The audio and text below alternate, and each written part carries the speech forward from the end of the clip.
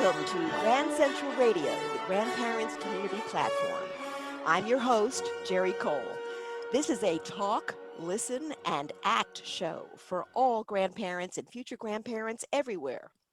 My adult child, that child's spouse and in laws, and my two young grandchildren give me lots of questions and concerns. Like you, I want to be as effective and helpful for my grandkids and their parents as possible to achieve these goals. I want to stay physically and mentally fit and have fun.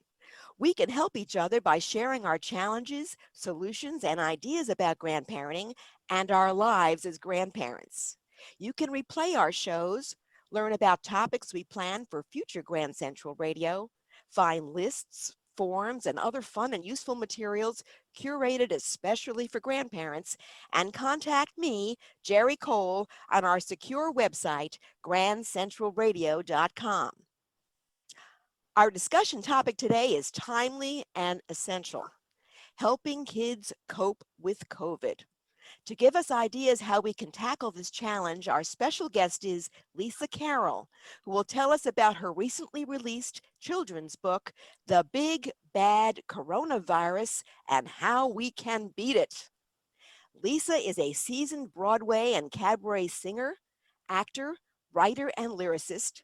She worked with Lucille Ball and Otto Preminger.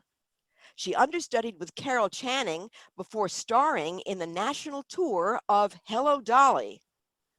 She traveled the world performing her one-woman show, and Lisa has appeared in numerous episodic TV shows, including General Hospital. And maybe even most importantly, she's developed a series of animated singing stuffed animals, including a plush bear named Hip Hop Hamilton. Lisa now turned her creative energy and talent to create this useful and enjoyable read to kids book for our very special little ones when we and they need it most. Lisa Carroll, thank you for joining us on Grand Central Radio. Well, thank you for inviting me and giving me such a build-up. I may not be able to live with myself after this. I have every expectation that you'll exceed my build-up. Lisa, I am awed that in a short book using language young children can understand, and Jerry Newland's delightful, brightly colored illustrations, you cover all the bases of not only the symptoms of COVID-19 and actions scientists want us to take and children can take to help keep themselves and their families safe, but you also address the anxieties and sadness children experiences from changes in their school and home routines and separation from their friends, and the necessity of hope. You even incorporate three activities young children love: coloring, dancing, and most special of all, singing. And I am especially pleased that the heroine of the book is a very brave, strong, and creative young girl named Lisa. Lisa, may I ask you a few questions about the book? Please do. I Yeah. do hope I'll be able to answer them. Oh, I'm reasonably sure you will be able to. Lisa, after you have accomplished on the stage and screen all these wonderful achievements, why did you decide to write this book at this time? Well, it came out of the blue, actually an inspiration. I live in a building where there are many young children, and riding up in the elevator day after day for several weeks, there was just a slew of children that were crying and complaining to their mothers and asking questions that you would not think would be possible for youngsters. They were very, very grieved. And I thought there must be a way that a mother or grandmother can sit down and talk with their child, their grandchild, and give them the hope that this is going to be over soon and their lives are going to go back to normal the way they were and the way they enjoyed them. And so I thought, I don't know if anyone else has done it, but I am going to write a book with instructions based on what I've learned from observing in my neighbors and also what I've observed in my own personal life. And so I sat down and wrote the book. I had the good fortune of meeting this wonderful artist, illustrator, Jerry Newland, and he was in between projects. He is an award-winning illustrator, and he seemed to feel my script was okay, and so he offered to do pictures for it. And he just kept drawing pictures and pictures, and the book got bigger and bigger. And so we're trying to tell the reading audience who get the book how they can proceed and change the lives of their little Lisas. And that's how I did it. Have you had a chance to talk about the book with any other little children, perhaps the child in your building or some other? Oh, definitely, definitely. And the parents, even this morning when I was coming down in the elevator, father was putting a little coat on the girl, and she Oh, noticed I had a book in my hand and I hadn't put it in my little case yet. And she said to her daddy, "That looks like a book for me." So the father said, "Is that a children's book?" And I said, "Yes, it is." And I we got off the elevator. I showed him the pictures. I showed him the book, and he wrote down where he could purchase it: Barnes and Noble online, and also Amazon, and uh, Books a Million. So uh, I didn't even mean it, but I sold a copy of the book in the oh. elevator. Ha- Well, this is a wonderful opportunity for you. Of course, I'm sure you were socially distanced from them when you were having this conversation with Oh, them, right, definitely. Lisa? Of I mean, course. we have a very stuffy kind of building. I mean, they have pictures of feet on the ground, that if you've got to be 6 feet away, definitely. Right. Are there opportunities for you to read the book in school or have perhaps online on Zoom meetings or other virtual meetings with I classrooms? would like that, and I'd make myself available, and I certainly wouldn't charge anything for it. It would be my pleasure. I'm waiting to be asked, and by appearing on various shows like your show, I'm hoping I will alert some of the people in charge that extend the invitations and would like to have me appear, just to call me through you. I can't give my phone number over the radio, Mhm. but I'd be happy to respond and make myself available. Simple as that. Well, anyone who's interested in having Lisa come into their school or other setting of young children, you can always contact me on grandcentralradio.com at the contact link, and I'll make sure I get that information to Lisa and her representatives, and we'll make that happen. Thank Uh, you. you're very welcome, Lisa. You're providing a great service to all of us who are dealing with this problem at this time. Without giving us a spoiler alert, or this is a spoiler alert, but without giving us the spoiler, please tell us the story of the book and the main characters. And of course, I've already given away that one of them is Lisa, and the takeaways. All right, I'm happy to do that. The Big Bad Coronavirus and How We Can Beat It tells the story of a child named Lisa as she struggles to face the realities of COVID-19. Now, little Lisa can't comprehend why she has to wear a face mask, why she has barriers around her school desk, or why she's confined to virtual learning from home. It just doesn't add up, because little Lisa longs for the life she once had. Oh, she imagines the virus as a giant, scary dragon.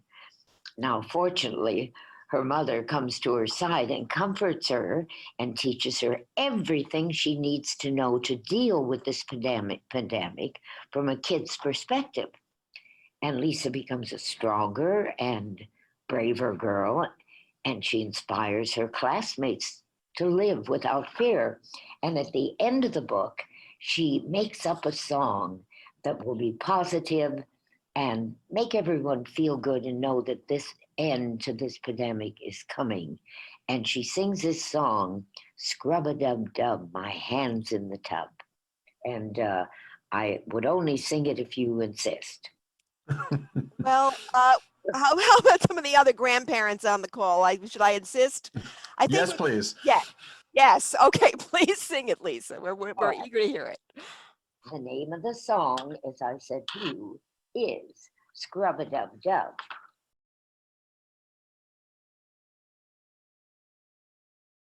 And she also suggests sing along too. So if you just want to hum along, grandparents, you're more than welcome. This is how it goes. I'll pretend I'm 7.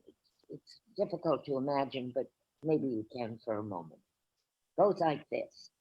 Scrub-a-dub-dub, my hands in the tub. I'm washing all the germs away. That big bad corona is already shown us is serious, not out to play. So let's scrub-a-dub-dub, scrub-a-dub-dub, scrub-a-dub, scrub-a-dub, scrub-a-dubby-dub-dub. 20 seconds is all it takes. So wash your hands, wash your hands.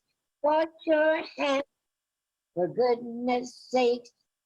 I should have told you the melody was to a very famous song, and then you all would have joined in. But next time, all right? Well, I know that John in Lawrenceville, New Jersey, loved the song so much that he couldn't resist the temptation to sing along. So you got an unintended accompanist, I Lisa. heard it. But it was delightful. Thank you, both of you, for chiming in there.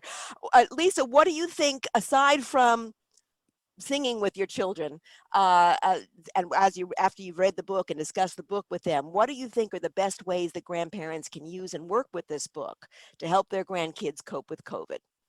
Well, I'm so proud of the review that Barnes and Noble gave. If you don't mind my reading it, it's Sure, very please. brief. She said this is perfect for kids to understand the coronavirus. This is perfect to explain to young children how they have the power to help prevent getting or spreading the quote unquote invisible coronavirus. And it complements the illustrations. It says great illustrations as well as tips and easy instructions to reinforce what they've been asked to do at home and in school. And that was what Barnes and Noble had to say. And that is probably the whole crux of it. Well, Yes, Lisa, I think that's wonderful, and thanks to Barnes and Noble for actually providing a direction to the grandparents to look at that part of the book, to not just read the book to the children, but also be able to use it actively with them and engage them so that they'll learn the lessons and remember the lessons and apply them. That's very, absolutely. very, Definitely. Yes. very important. Now, especially because of that wonderful song that you were able to share with us and your professional singing talent, do you plan to record an audiobook? Yes, definitely. In fact, it's in the works now. We're discussing what we're going to do with it. Now, you mentioned that grandparents can buy the book at Barnes and Noble and Amazon, and the the Oh, third yes. the third source you mentioned was Banks a Million. Is that the correct Uh, name? no, actually, there's 2 more sources. Okay. It's books, Oh, BOOKS, a million. Books a Million. Yeah, in fact, I was waiting to receive some from my publisher. In the meantime, I called, rather, I went online, Books a Million, and uh, Amazon has a paperback as well as a hardcover. And then they just added ebook, and Ah, that's through Kindle and Indigo. So now we've got 4 places. mhm. Or wait a minute, my edition's not too great. It's 6 places. We've got Barnes and Noble, Yes. and we have Amazon where you can get paperback or hardcover, Hmm. ebooks, which has Kindle and Indigo, and Books a Million. So that's all those places. And That's fab. Go I ahead. hope that will help. That's very helpful to us, Lisa. I appreciate that. Now I'm going to invite the other grandparents to ask Lisa questions and raise your concerns about helping kids cope with COVID and offer your suggestions about that topic. What are you thinking? First, we're going to take input from John in Lawrenceville, New Jersey. John, what are you thinking? Well, so my grandchildren are pretty young. In fact, the oldest one is just coming on 3 years old. So she's coming into her own at a rapid pace. And I know we were down there with our children in the same house for 5 weeks during the summer. So we were quite a pod, the 3 generations of us. And I did notice that our 3-year-old she knows something's going on, but maybe she's not capable of taking all of it on board. The one thing she did notice is that we were trying to give other people outdoors a broad berth, right? We were distancing, and that I was wearing a mask a lot of the time. We didn't go into public very often, but if we took a walk or something, or went outside, and I'm wondering if Lisa has any creative ways of dealing with the questions they might have about, well, why do we keep our distance, and why do you have to wear a mask? And I think a lot of families, the adults wear the masks more often than the kids do, just because kids tend to take them off. But I'm just wondering, Lisa, do you have any creative ways of maybe handling questions like that? Why do we have to do these things? Well, as you mentioned, at the age of 3, it's hard for her to comprehend the virus, also the seriousness of it, nor do you want her to. Yeah. But I think all you can do is be positive in what you explain to her, that what is going on is something that everybody in the world is going through, and this will only last for a little while. And I think you can't draw it up to be a big problem or as serious as it really is. But I think you can only keep enjoying the games you play with her at the age of 3, the coloring books, the even if you got this book, she would be so delighted. I'm looking at the pictures of it now.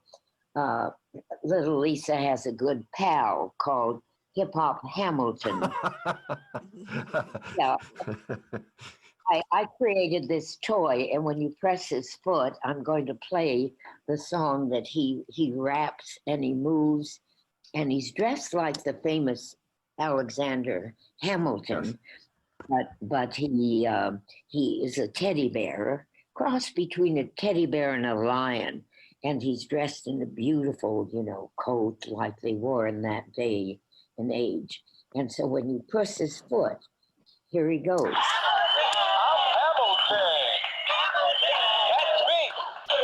Out as an author, but as you can see, you can't become anything that you want to be. Hamilton's my name, ran the bank and system too. Helped George Washington on his bad days get through. I ride on his bike to make your dreams come true. Dream big, work hard, what will come to you? Dream big. Oh, Lisa, that's absolutely delightful. Where can grandparents get one of those Hip Hop Hamilton toys, and maybe some of the others in the line? If you make a note to the publisher, I'm trying to. Pixel Mouse House. If you look up Pixel, Pixel, Mouse, Mouse. House, House, Pixel Mouse House. He is the publisher of the book, and he'll be able to tell you where to get the, his website is, you can look under the big bad coronavirus.com. And how we can beat it. But the website is thebigbadcoronavirus.com. Is that right, Lisa? That's correct. Big bad coronavirus. Yes, that's it. And interestingly, in the book, the artist has drawn pictures when little Lisa is sad. And your 3-year-old will go for this. I can see that. She is holding this little toy and hugging him. And then when she's happy, she's dancing with him, swinging him around. And he's throughout the book, he kind of expresses happiness and sadness, but it always ends in happiness. And I think that's what you've got to do. You've got to end in happiness with the pictures you show her, and especially this book. As I'm looking through it, she will love it. She will love it. Little Hamilton is sitting next to a basket that says unused masks. And when she's washing her hands, I mean, you'll see all these pictures describing her moods. And of course, when she sees this 6 feet tall monster, this is the big bad coronavirus. I have drawn him, and I'll be coming out with the toy, but it won't be ready for about 6 months. And that's my story. Lisa, I think that is the details of in the book, including the spacing for children to stand when they're lined up to have their Right. temperatures taken, is remarkable. You really have thought of everything, even if the words don't specifically send a message. The pictures, the illustrations send additional messages and reinforcement. John, do you have any other thoughts about COVID and Well, kids? sure. One of the things I was going to say, and this is sort of a way to make sure that you're taking good care of your grandkids, is to get vaccinated. That's I would say. I think I'm quite serious about that. I think that's something you can do to make sure that you're protecting them. Secondly, I wanted to share with Lisa something that I think she'll find delightful. I have a bit of theater background myself, and when I was playing with uh, Bridget, which is my 3-year-old granddaughter, which we did for many, many hours during those 5 weeks of sequestration, I found that I used 2 of the rules of improvisation, of theater improvisation, a lot, and they really, really helped in playing with a 3-year-old. The first one was no blocking. So if she had an idea or she had an imaginative story she wanted to tell or a game she wanted to play, I always went with it. I never said, "Oh," unless it was dangerous or we had something else we had to do. But if it was just playing, I tried not to block her, but to go with the idea that she had. And the other one was the yes and game, where if she had an idea and I go, yes, let's do that, and then I would add something, which these are very basic rules of improvisation, but it seemed to stand us both in good stead for many hours. And the second thing I wanted to mention was that this is basically her suggestion. She wanted to go for a walk a couple of times a day, and what they got to be were nature walks. This is just a town, right? We're not out really in nature, but there was a park nearby, and she wanted to know everything. Obviously, 3-year-olds are always asking, "What's that? What's that? What's that?" And we centered on, ta-da, mushrooms. She got crazy on mushrooms. She just wanted to see all the different kinds and why they were the different colors. And we found a coloring book all about mushrooms, which she was very happily coloring. And mushrooms became sort of the big theme for we started to take nature hikes just around the block. And it was really lots of fun. And I sort of let her lead by her interests. Like she'd say, "What is that?" And I'd say, "Well, that's a bird feeder." And she said, "Really, do they come?" And they say, "Oh, yeah, yeah." And it's a nice way to treat the birds nice. And she thought that was a nice idea.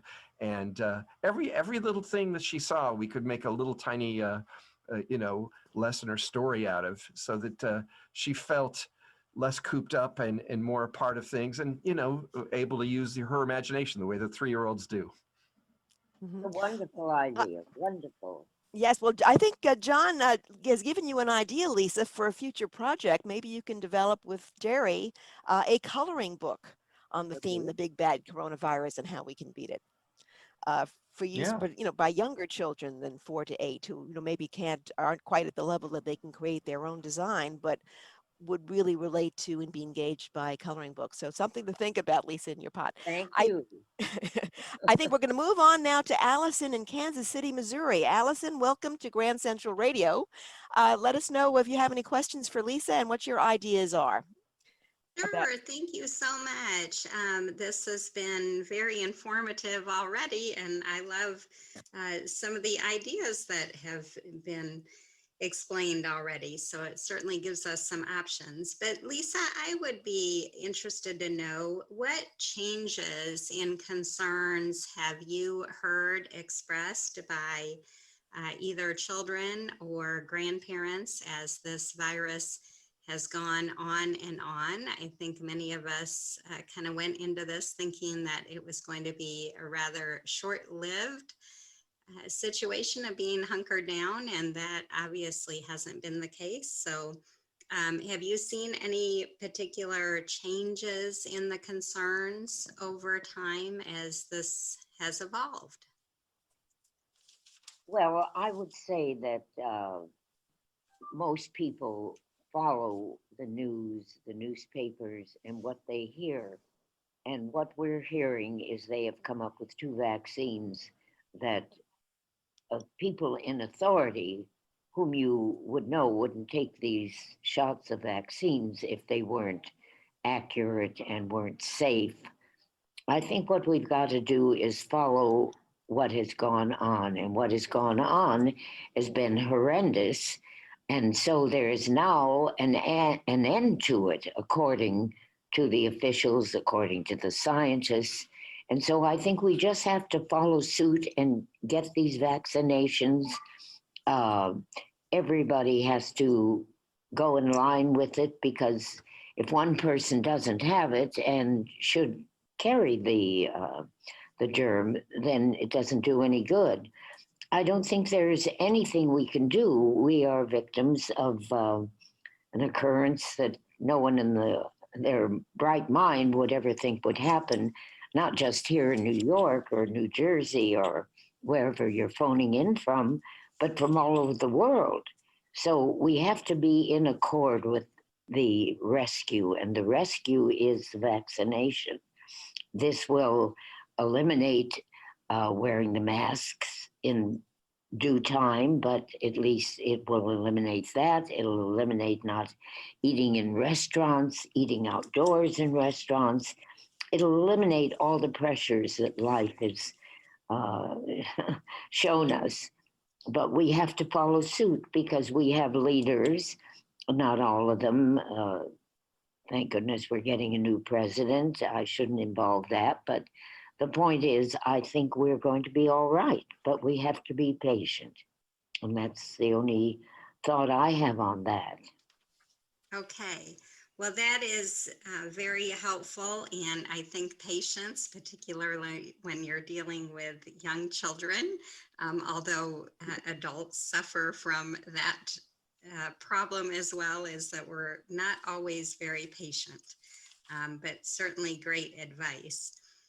So one of the things that we have done is to try to just navigate through this difficult road is to say to the grandchildren, you know, if a rabbit could talk about what is going on, what would the rabbit say?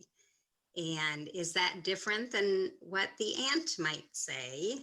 And is that different than what the grasshopper might say? And so through that exercise, what's happened, and you touched on it, Lisa, about the fact that the entire world is dealing with this, is it's given us an opportunity to explore animals in different parts of the world and have that same kind of conversation. So what might a koala say? What might a kangaroo say about this? And then that led to a rather creative design of some masks with these different animals on them, and with different words that these animals might say about the virus. So that's been one of the very fun things to do, and doing that over FaceTime or Zoom has worked pretty well. Of course, it's not as great as being able to do it in person, but has been necessary just because of the situation that we're in. And then the other fun thing that has gone on with that is with Zoom, we're able to record those. So we kind of have some home movies of sorts in the virtual world. So that's been a lot of fun as well. I think that's a brilliant idea. And I'm curious to know, what would the animals say about what? Is there anything specific that you target that to? We've just really given them the opportunity to say anything that they've wanted. I think one of the ones was with the aunt was, well, the ant didn't really care because ants are dirty, so ants don't wash their hands. But rabbits seem to be pretty clean, and so rabbits would always make sure to go down to the water and wash their hands. And grasshoppers, they would just jump away from the virus. So that's what they would say, is they could just escape and jump away. So it's been, any number of things that they've had to say, but it's been a lot of fun and given us many laughs. I can imagine. You're to be congratulated. I think it's a wonderful idea. Well, thank you. I love Hip Hop Hamilton. Oh, if you saw him, you would fall in love with him. He is huggable. Well, I just love the tune itself, and being somebody who's not a big fan of rap, the fact that I love that tune, you've done an excellent job. Thank you so And who much. doesn't know a child that doesn't have a favorite huggable plushy toy? I think all children Exactly. have one that they sleep with every night. So Did that's right on. I give you that? I gave you our website, didn't I? bigbadcoronavirus.com. Yes, Yes. you did, Lisa. Thank you. Thank you very much. And also, I have it's on Facebook and Instagram page. It's under the Big Bad Coronavirus book. Terrific. Okay. Okay, Allison, thank you very much for those questions and insights, and that was all very helpful and fun. Amy in Hawthorne, New Jersey, do you have any questions for Lisa? And what are your thoughts about helping kids cope with COVID? Oh, hello. This is so informative and wonderful that you are doing this. And we're very fortunate that we are less than 5 minutes from my daughter's house, and my grandchildren are 7 and 8, and we do remote homeschool here. And I think a big part of what the process of dealing with the coronavirus is that they have structure. They can be home, then they come here for their remote homeschool, they do their lessons, and then we take them back home. So it's not like they are in one home or one place 24/7 for months at a time. And that to me has been a saving grace. They also are fortunate that the neighbors' children are in the same age group, and they have been able to play outside with them, keeping some sort of socially distance between them. But I think that the play dates on Zoom help, even though it's not the same as, recess in school. But it's really hard for them, hard for all of us, really. But they do ask, when is it going to be over? And now, thankfully, with the vaccines coming out, hopefully, it'll be over sooner than later. But I have a chart that shows a happy face to a sad face to an angry face. And sometimes I will ask, if I see they're starting to get upset about something, I'll say, okay, where on this chart are you? What are you feeling today? And sometimes they'll point to the sad face or the angry face, or they'll, be just fine. And if they do point to the angry face, I talk to them, why do you feel that way? Because they can't do certain things, go out, like let's say to Chuck E. Cheese or the playground or the zoo. We miss the zoo so much. But we all are doing the best that we can, and we have faith that this will be over, and hopefully everyone will be, healthy. We do what we're supposed to do, wearing masks, the hand sanitizer, washing hands. I was always a big proponent of hand washing anyway, so now I'm even more crazy about it. But it sounds like a wonderful book, and I plan on purchasing it. And thank you so much for writing that. I think the children will enjoy it. Thank you. Appreciate your nice comments. Well, Amy and Allison and John, thank you very much for your input and your questions for Lisa. I think we've learned from this discussion that what works is involving your children in creative activities about their strange new world, including reading with them Lisa Carroll's new book, The Big Bad Coronavirus and How We Can Beat It. Thank you. Thank you for being with us today, Lisa. Thanks to our very special guest, Broadway legend and children's author, Lisa Carroll, and all of our grandparent callers and listeners. Check our website, grandcentralradio.com, to get more information about Lisa's book and her plush toys and her other activities, and any other questions you might have about our show and Grand Central Radio and our future shows. And watch for our announcements of our next Grand Central Radio show on that website. Until then, contact me, Geri Cole, and stay well, safe, and secure. Happy grandparenting.